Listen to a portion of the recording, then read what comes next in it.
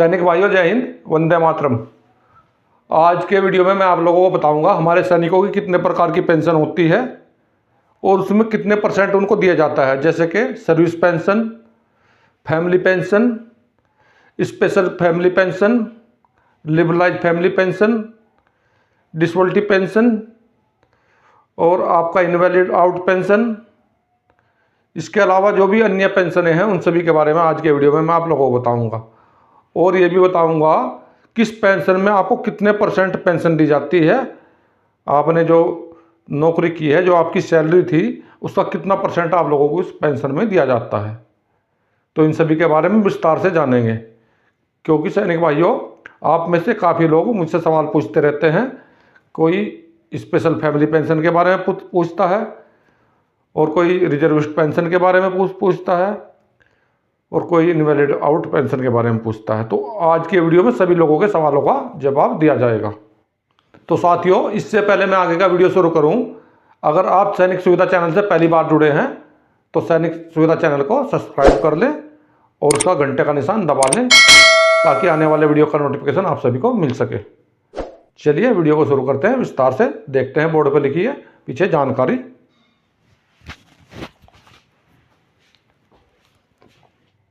तो सैनिक भाइयों, जैसे मैंने सबसे ऊपर की तरफ लिखा हुआ भी है, पेंशन के प्रकार, ऑल डिफेंस पेंशनर्स। तो ये कितने प्रकार की पेंशन होती हैं। सबसे पहले है आपकी सर्विस पेंशन, जिसको हम सेवा पेंशन भी बोलते हैं। तो ये आपको किस प्रकार से दी जाती है। ये grant at the rate 50% of emolument last draw of average last 10 month, minimum of 9,000 per month, note minimum qualifying service to earn 20 years, यानी कि इसमें कमीशन ऑफिसर के लिए 20 ईयर्स और उससे नीचे के रैंक के लिए 15 ईयर्स होनी चाहिए।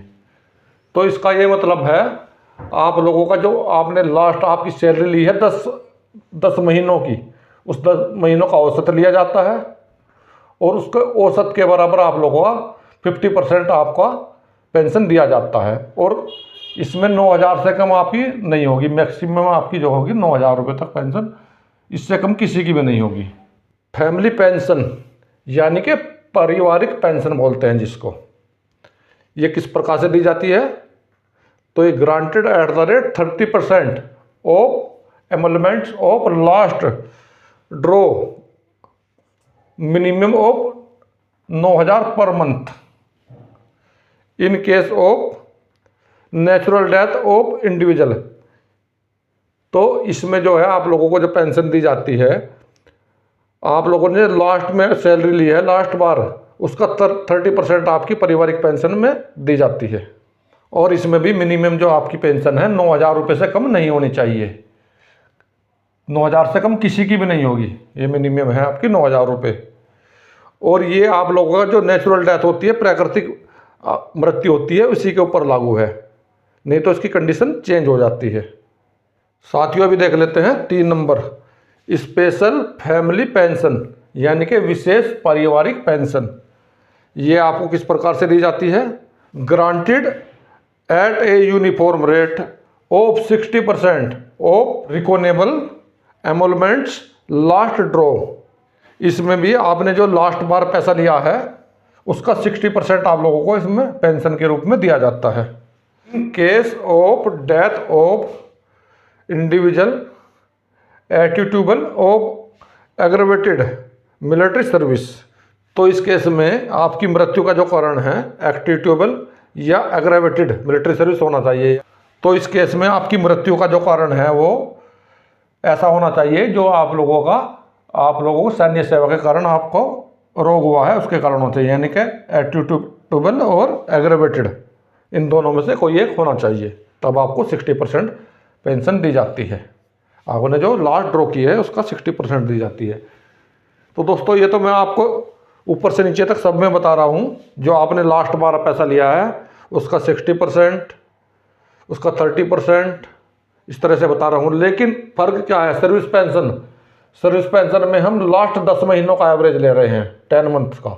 लेकिन इसके अलावा फैमिली पेंशन जो आपकी पारिवारिक पेंशन है इसमें लास्ट 10 महीने का नहीं लिया जा रहा है, इसमें सिर्फ आपने जो लास्ट महीने में जो पैसा लिया है उसका लिया जा रहा है 30%। इसके अलावा स्पेशल फैमिली पेंशन में भी आपने जो लास्ट महीने में पैसा लिया है उसका 60% आप लोगों को दिया जा रहा है। सिर्फ एक आप लोगों का सर्विस पेंशन ही ऐसा है जिसमें लास्ट 10 महीनों का आपका एवरेज औसत का 50% दिया जाता है। अभी देखते हैं अगला, लिबरलाइज फैमिली पेंशन। ये किस प्रकार से दिया जाता है? Equal to reckonable decided grants to families emolument last draw war operation enemy terrorist activity.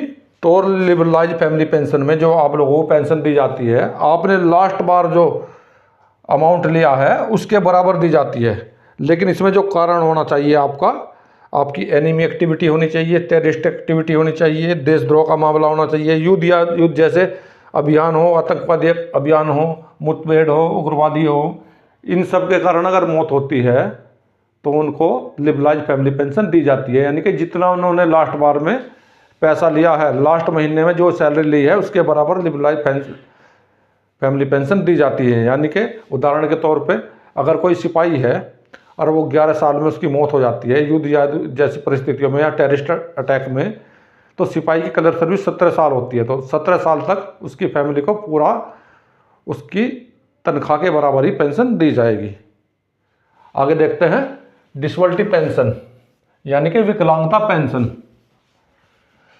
साथियों, विकलांगता पेंशन में भी कई तरह की विकलांगता पेंशन होती है, जैसे कि वार इंजरी पेंशन, इसके अलावा इनवैलिड पेंशन, इसके अलावा रिजर्विस्ट पेंशन।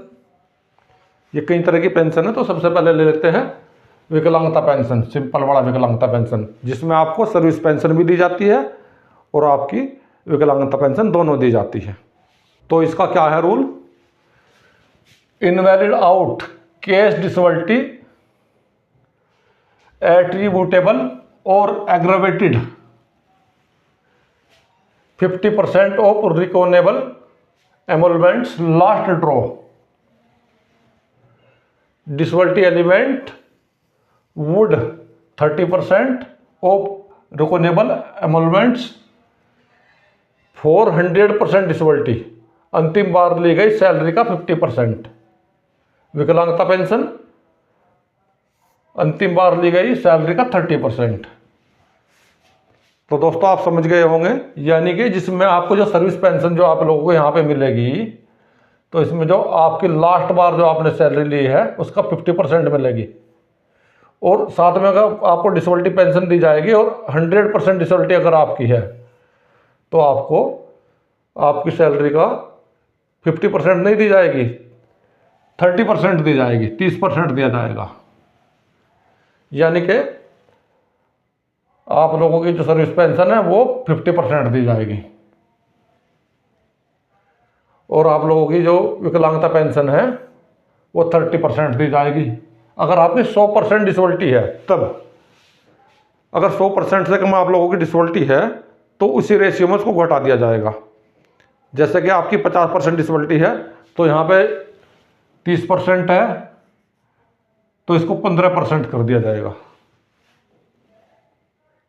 तो सैनिक भाइयों, अभी जो नया रूल आया है GMO 2023 डिसेबिलिटी पेंशन के लिए, उसमें इसमें से कुछ रूलों को बदली किया गया है, उसके लिए भी मैं आप लोगों को अगली वीडियो में बताऊंगा। अभी देख लेते हैं वार इंजरी पेंशन यानी कि युद्ध चोट पेंशन। यानी कि पहले जो आप लोगों की विकलांगता पेंशन मैं दिखा रहा था ये अलग है, और युद्ध चोट पेंशन आपकी जो अलग है। वार इंजरी का अलग पेंशन मिलती है और नॉर्मल डिसेबिलिटी की अलग पेंशन मिलती है। इसमें क्या रेट है? Rate of 100% disability various rank shall be equal reckonable last draw invalid out 60%। तो सैनिक भाइयों, अभी आपने देखा वहाँ पे जो नॉर्मल कैजुअलिटी थी यहाँ पे 30% दिया जा रहा था, लेकिन जो वार इंजरी पेंशन है जिसमें आपको युद्ध के कारण चोट लगी है वहाँ पे 60% है, यानी कि इसका डबल है। आपका जो लास्ट बार ली गई आपकी सैलरी है उसका 60% आप लोगों को इसमें दिया जाता है, जबकि नॉर्मल में आपको 30% दिया जाता है। और इसमें आपकी सर्विस परसेंट भी 60% ही दी जाती है, वार इंजरी पेंशन भी 60% दी जाती है। लेकिन वार इंजरी पेंशन में फ़र्क इतना है, ये आपकी 60% जो है आपकी 100% डिसेबिलिटी वालों को दी जाती है। लेकिन उससे कम अगर आपकी डिसेबिलिटी होती है तो उसी अनुपात में आप लोगों की पेंशन भी घटती रहती है। अगला पेंशन का प्रकार है इनवैलिड पेंशन, यानी कि अमान्य पेंशन। इसकी क्या शर्तें हैं? Neither attributable nor aggravated minimum qualifying service required invalid pension in 10 years. यानी कि यह पेंशन उन लोगों के लिए है जिन लोगों को 15 साल उनकी नौकरी होने से पहले ही सैन्य सेवा से निकाल दिया जाता है, उनको कोई कैटेगरी या कोई इंजरी होने के कारण। लेकिन उनकी जो इंजरी या कैटेगरी ना तो एट्रीब्यूटेबल हो और ना ही एब्रीवेटेड हो। और इसमें आपकी जो मिनिमम सर्विस है 10 साल कम से कम होनी चाहिए।